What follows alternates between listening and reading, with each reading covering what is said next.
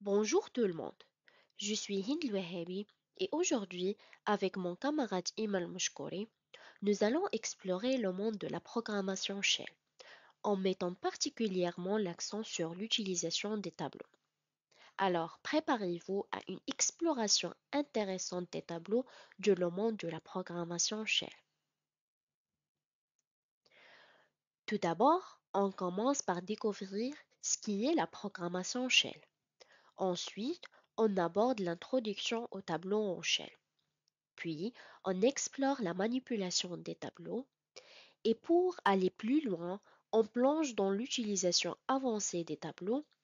Et enfin, on met en pratique nos connaissances à travers un cas pratique concret.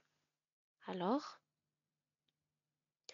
commençons par voir ce qui est la programmation Shell et pourquoi c'est crucial dans le système d'exploitation Linux. La programmation Shell est un mini-langage de programmation intégré à Linux. Ce n'est pas un langage aussi complet que peuvent l'être le C, le C++ ou le Java, mais cela permet d'automatiser la plupart de vos tâches. Sauvegarde des données, surveillance de la charge de votre machine, gérer des fichiers, des processus et bien plus encore. Il existe plusieurs types de shell, mais les plus populaires sont Bash et CCH. Chaque type de shell a ses propres fonctionnalités et syntaxes, mais les concepts de base restent similaires. Maintenant, on va plonger dans le sujet principal, les tableaux en shell. Alors, un tableau en programmation est une structure de données permettant de stocker plusieurs valeurs de même type sur un seul nom. Cela facilite la manipulation et le traitement de données d'une manière organisée. En shell, les tableaux sont utiles pour stocker des listes d'éléments comme des noms du fichier, des paramètres du script, des valeurs à traiter, etc. Maintenant, on va voir les types de tableaux en shell. Il existe deux types de tableaux en shell, les tableaux indexés et les tableaux associatifs. Un tableau indexé est un tableau où les éléments sont accessibles via des indices numériques. 0, 1, 2. C'est le type de tableau le plus courant en shell et il est utilisé lorsque l'ordre des éléments est important et qu'ils doivent être référencés par leur position dans le tableau. Tandis que un tableau associatif est un tableau où les éléments sont accessibles via des clés personnalisées. Chaque élément du tableau est associé à une clé qui peut être utilisée pour y accéder. Les tableaux associatifs sont utiles lorsque vous avez besoin d'associer des valeurs à des clés spécifiques et que l'ordre des éléments n'est pas important. Ici, on a un exemple de déclaration des deux types de tableaux.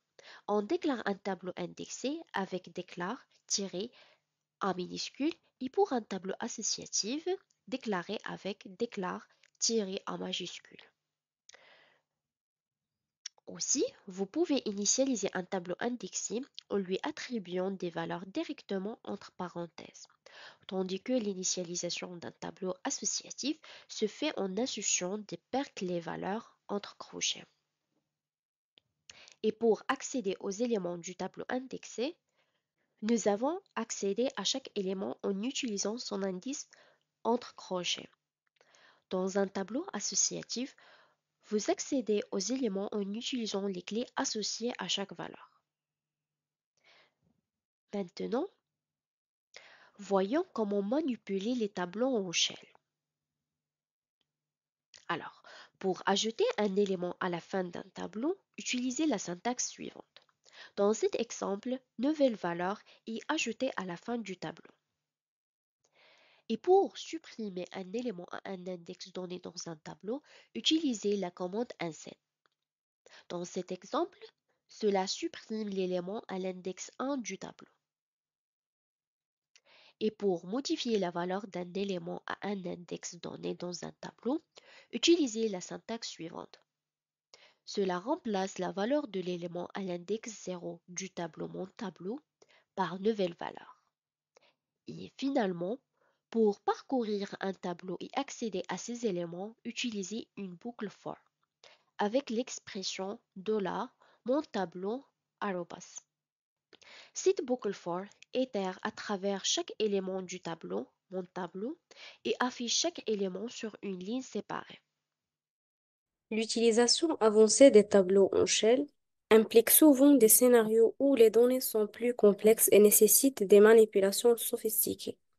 Parmi les techniques avancées d'utilisation des tableaux en shell, on trouve les tableaux multidimensionnels, la création de rapports, la manipulation des fichiers CSV et le recherche et filtrage avancé de données. Les tableaux multidimensionnels en shell sont des structures de données où chaque élément peut être indexé par plusieurs indices, formant ainsi une grille ou une matrice de données, alors que les tableaux indexés normaux utilisent un seul indice pour accéder à un élément. Les tableaux multidimensionnels utilisent plusieurs indices pour accéder à des éléments spécifiques. Parmi les opérations qu'on peut effectuer sur un tableau multidimensionnel, on cite la déclaration et l'initialisation d'un tableau multidimensionnel. Pour déclarer et initialiser un tableau multidimensionnel en shell, on peut le faire en définissant les éléments à l'aide d'indices imbriqués. Dans notre exemple, on a déclaré un tableau qui porte le nom tableau à l'aide de l'instruction déclare -a tableau. Ensuite, on a passé à initialiser les valeurs de notre tableau multidimensionnel de dimension de 2 à l'aide des indices imbriqués. Le premier élément du tableau qui a l'indice 00, on a affecté la chaîne de caractères valeur 1, et ainsi que pour les autres éléments du tableau. L'accès aux éléments du tableau multidimensionnel. Pour accéder à un élément spécifique dans un tableau multidimensionnel, on doit spécifier tous les indices correspondant à cet élément. Par exemple, pour accéder à la valeur 5 dans le tableau précédent, on utilise l'instruction echo pour afficher l'élément de l'indice 1,1 qui est la valeur 5. Et pour parcourir un tableau multidimensionnel, on peut utiliser des boucles imbriquées.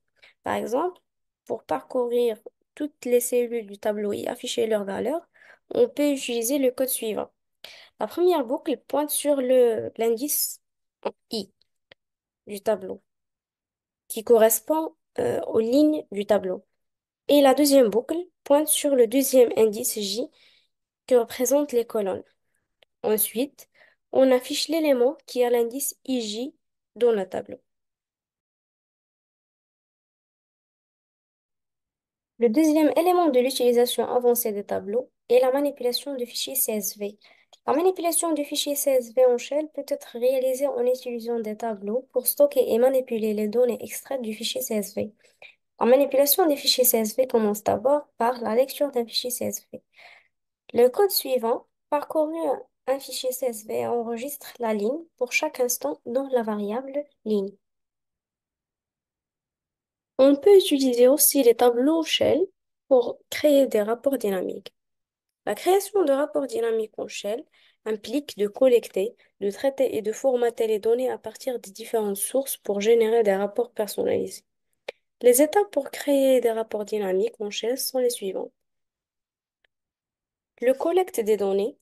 La première étape consiste à collecter les données nécessaires à partir des différentes sources. Cela peut inclure la lecture du fichier, l'exécution des commandes système, la requête de base de données ou tout autre moyen de récupération de données pertinentes.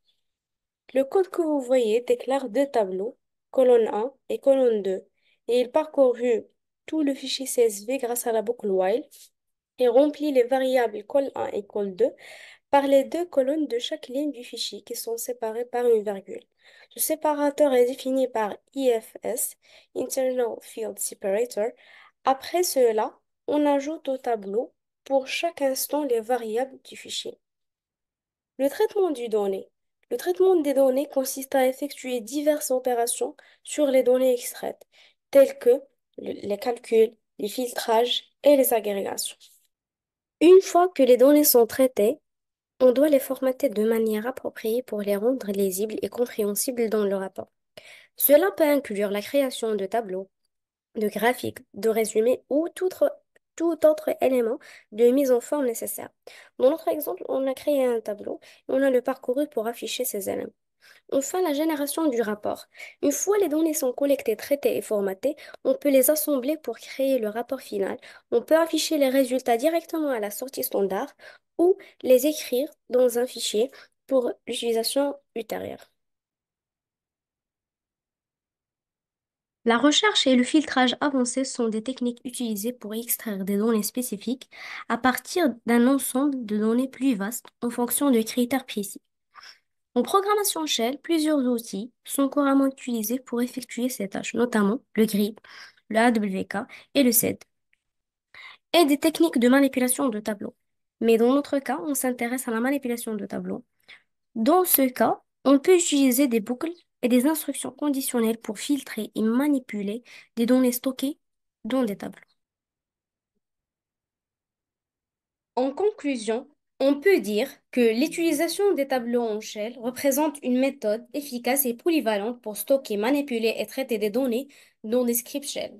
Leur capacité à gérer des ensembles de données de manière structurée et leur compatibilité avec divers environnements en font un outil essentiel pour les développeurs et les administrateurs système.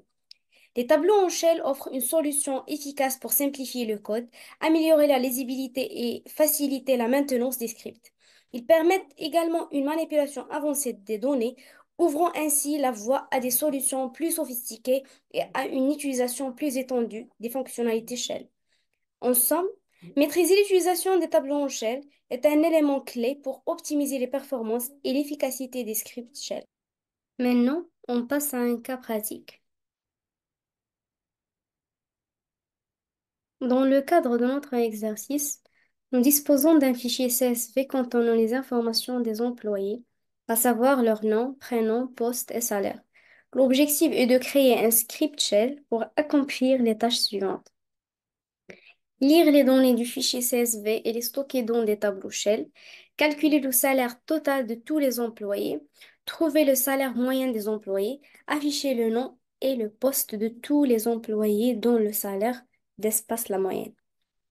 Voilà notre fichier CSV, comment il apparaît. Il contient quatre champs, nom, prénom, poste et salaire, et quelques données qu'on va les traiter dans cet exercice. Tout d'abord, on doit créer un fichier .sh qui va contenir notre script de notre exercice.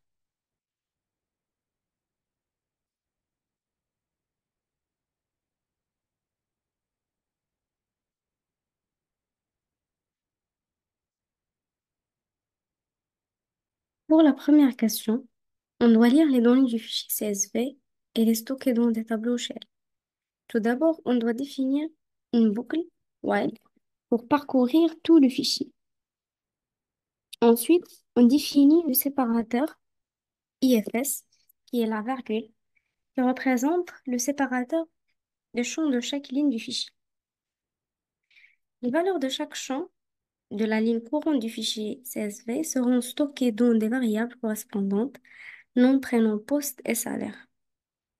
Ensuite, on ajoute les valeurs lues des champs nom, prénom, poste et salaire à la fin des tableaux respectifs nom, prénom, poste et salaire.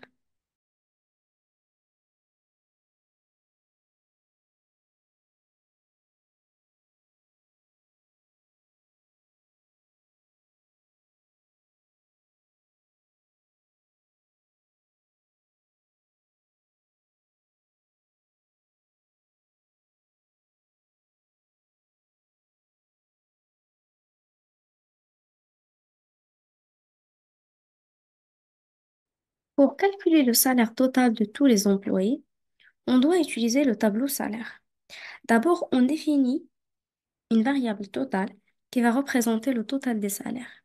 Ensuite, on parcourt tout le tableau à l'aide d'une boucle for. On ajoute pour chaque itération l'élément salaire à la variable totale.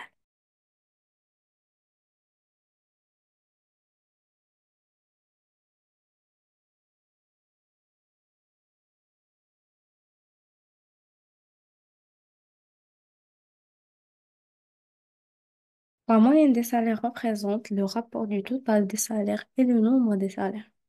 On définit une variable moyenne qui va être initialisé par le rapport de la variable totale et la longueur du tableau salaire.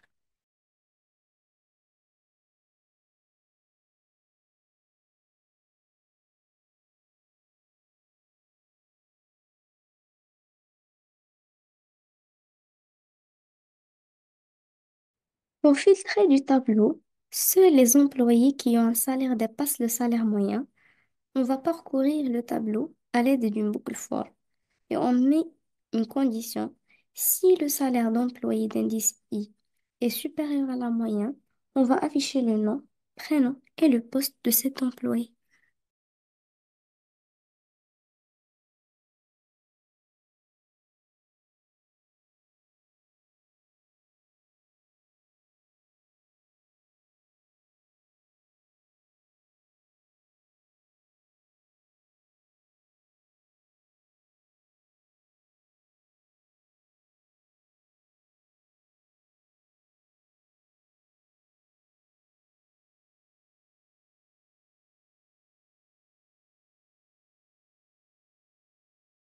Maintenant qu'on a fait toutes les tâches, on va faire deux instructions écho pour afficher le total des salaires et le salaire moyen des employés. Et on doit exécuter bien sûr ce script à l'aide de la commande script.sh. Et comme vous voyez, voilà la sortie de notre script. Et merci.